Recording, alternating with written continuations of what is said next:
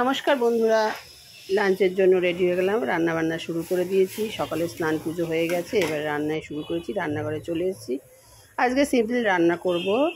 পেঁপে, শিম, আলু সেদ্ধ করব, উচ্ছে কুমড়ো ভাজা করব, আর ডিমের মামলেট করে ঝোল করব। গরম ভাত হয়ে গেছে। ডাল মাখানিও করব, ডাল মাখানিটা হয়ে গেছে। আর এইদিকে উনি শুয়ে আছেন। পেঁয়াজ ভেজে নিয়েছি, আর ওইদিকে ডিমের মামলেটটাও করে নিয়েছি। সেদ্ধগুলো তো দেখানোর কিছু নেই বন্ধুরা।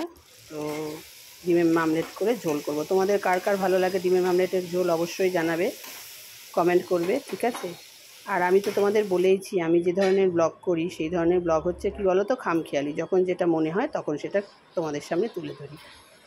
তো আমার চ্যানেলটার নাম খামখেয়ালি মুন। সাবস্ক্রাইব করবে অবশ্যই, আর ভালো লাগলে লাইক কমেন্ট করবে। তো চলো বাগানে চলে যাই।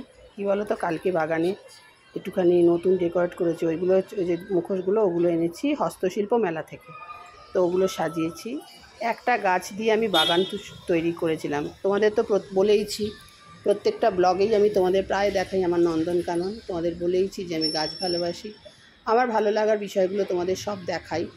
তো তোমরা পছন্দ করো কি না করো বুঝতে পারি না, অবশ্যই কমেন্ট করবে।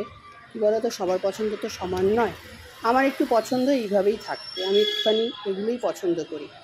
তো আমার বাগানে দেখো নানান ধরনের গাছ আছে। এই গাছটার নাম আজ পর্যন্ত আমি উদ্ধার করতে পারিনি, তবে কিনে নিয়ে এসেছি। আর বন্ধুরা, তোমরা কী কী গাছ লাগাতে ভালোবাসো অবশ্যই কমেন্ট করে জানাবে, কেমন? তো আজকে এই অবধিই থাক, পরে নেক্সট ব্লগে আবার দেখা হবে। টাটা।